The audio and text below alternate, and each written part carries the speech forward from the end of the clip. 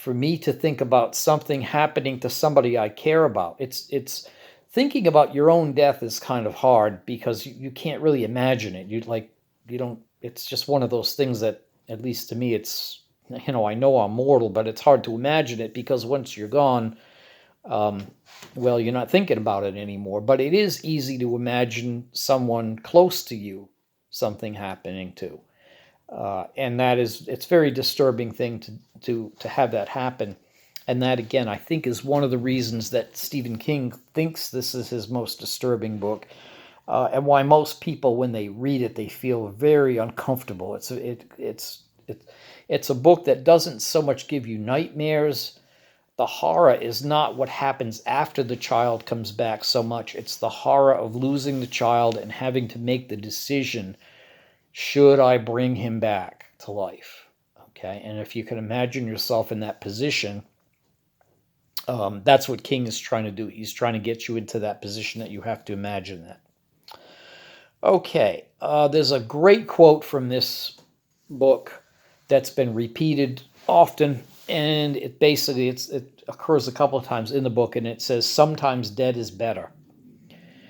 And there's a lot going on in that.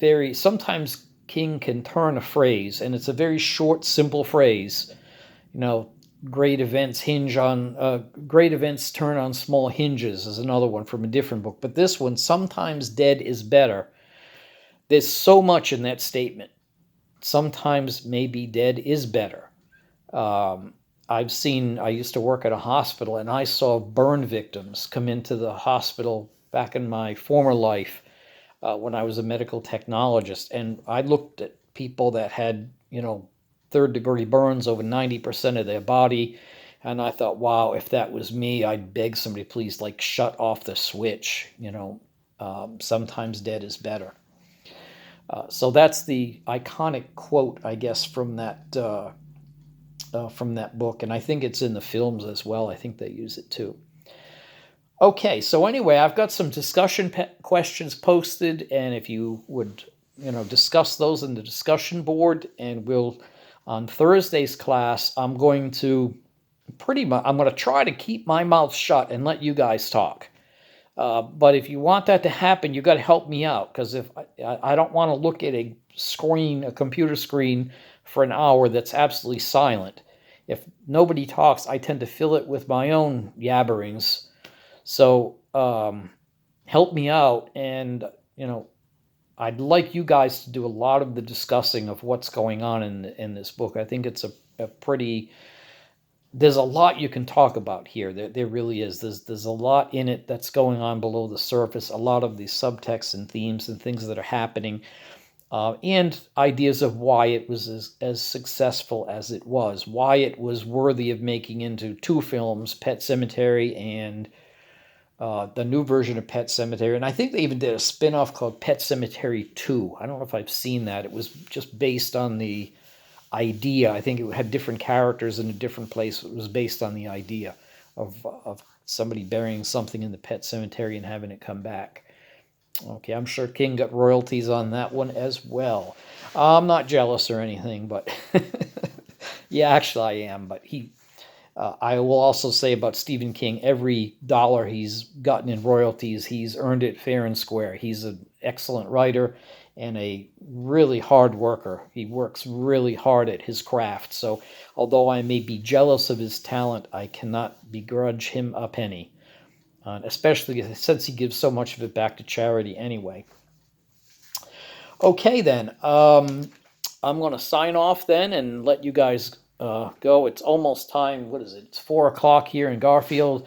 My horses eat at 4:30. I know they're out there already awaiting their hay and grain delivery that I come and bring them every day. So I'm going to have to run the gauntlet of the rain to get out there to the barn and feed them.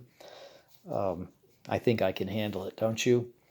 Okay, so I'll see you guys on Thursday. If there are any questions, feel free to email me.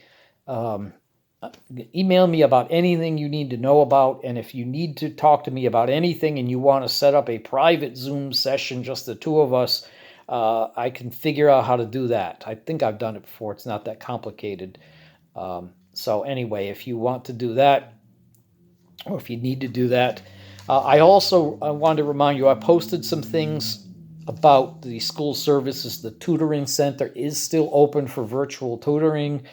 I think they only do virtual tutoring. I don't think you can do face-to-face tutoring, but you can call them and find out. But I think it's Stellanopolis, that's it, Stellanopolis. I think she's in charge of the center. She's still working somewhere, be it from home or from campus. I'm not sure which. The library is still open. Yeah, and the counseling services is still opening should you need services from any of those people. My department chair wanted to make sure that I told you guys all about that. And if you can't figure out how to find it or where to go or anything, email me and I'll call somebody that knows these things. I know my department chair. I know our department manager, Helen Rodriguez. I think she's in the office, as a matter of fact. I know Helen. Helen knows everything about everything. So if I have a question, I call Helen, and she knows the answer. So if you have a question, and if I don't know the answer, I can find it out for you very, very quickly. Okay. All right, then. I will see you guys on Thursday, and enjoy the beginning part of your week. And I'll see you soon. Bye-bye.